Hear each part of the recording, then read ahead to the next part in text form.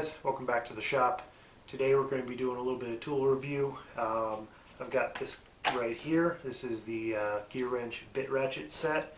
I picked this up around Christmas time last year when it was on sale. I think it was about 50 bucks then. I did just check now. It's $65 at Home Depot today at the time of filming. But yeah, so I figured I'd just give my little roughly 1 year review. Kind of start with the good. The little case and the layout's pretty nice. I've been just kind of having it live in my main drawer with the rest of my ratchets.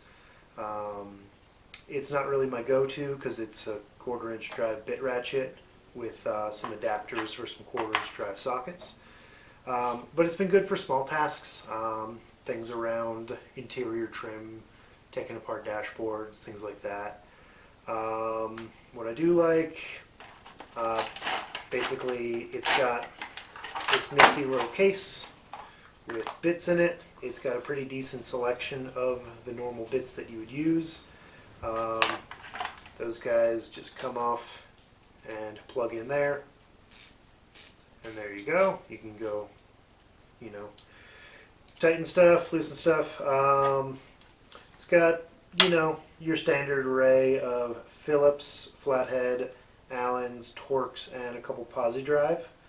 I do wish that I had a little bit more flexibility as far as where I could put other bits or whatnot, but for a default little kit, it's pretty okay. It does also come with these little bit adapters. It comes with 2 of them. That plugs in there like so, and then you can use that for the 1/4 inch drive normal sockets. Again, useful. That's primarily how I've been using it. They are flex head, which is nice, and then they also have this little locking tab. That's really good, because the worst thing you can do is like kind of be in somewhere holding it, and then you go to stick it on something and it flops. So having a way to lock that in place so that it stays where you need it is always pretty good. And then it also comes with a standard little, 4-inch extension? Yeah, 4-inch extension. So yeah, it's a pretty complete little kit. It's good for light duty stuff and definitely worth keeping around in the toolbox. However, the big thing I don't like about it is going to be overall durability and quality. First one is going to be this long guy, which is nice. It's great. It's really convenient to get into a lot of places. It's thin, so that's nice. The downside is it's a 1/4 inch drive ratchet with a handle this long, so it does mean that you're going to use it for things that you shouldn't. So I was, when I was stripping the engine bay on the S10 Blazer, that's going to be a donor. I did use this for a few things I probably shouldn't have, and as a result, I did break it. So this pin that goes through that holds the head on mine is broken, so the head is basically just about to fall off. I haven't contacted GearWrench yet about getting a replacement pin, but hopefully those are available, and I assume it's just a couple bucks. But yeah, so not really the big fan of that.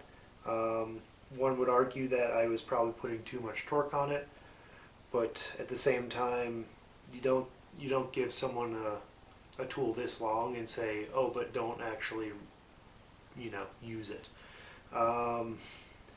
And I was fully expecting the fact that it's a 1/4 inch drive. I was expecting for this guy to snap before the pin broke. But they used kind of a wimpy pin on the pivot, and that was the weak point. So I'll give them the benefit of the doubt and say I was probably misusing it. That being said, where I won't give them the benefit of the doubt is on the small guy. I was just using it the other day, removing some interior trim. I think I was even using the Phillips bit on this, or a Torx. Nothing I would actually put real torque on. And all of a sudden, the mechanism kind of jammed up. So now I can't actually switch it to reverse. I can only tighten with this. So I'm going to need to take it apart and look at the inside and see if the pawl got misaligned or the spring got knocked out of place or whatever is going on with that mechanism. But point is, small guy's broken, big guy's broken. So this is mostly useless now. But like I said, kind of giving them the benefit of the doubt with the long guy. Not so much the small one. So yeah, general thoughts are, if you need a nice, compact, light-duty ratchet set to keep around around the house, I'd say keep around the house or in the toolbox, readily accessible. It's great. It's very convenient. It's good for light-duty tasks. I wouldn't. It's also good to kind of keep in the car for small stuff as well. However, I wouldn't use this kind of molded tray because things are going to fall out and it's going to break. So if you got another case and you want to keep it in the car, that'd be good. But light duty stuff around the shop, or if you do kind of small stuff like RC things or others, small light duty tasks like that, I can see this being great. Electronics, maybe, sort of. You probably need finer stuff for that, but general tinkering, it's fine. If you're going to use it for any sort of kind of heavy mechanical use, automotive or otherwise, I'd probably avoid it. But again, like I said, for what it is, for about $50, it's a pretty decent kit. I just happened to break mine. Alright then, that's all for now. Thanks for watching, and see you next time. Oh hey, if you like more videos like this, please consider subscribing.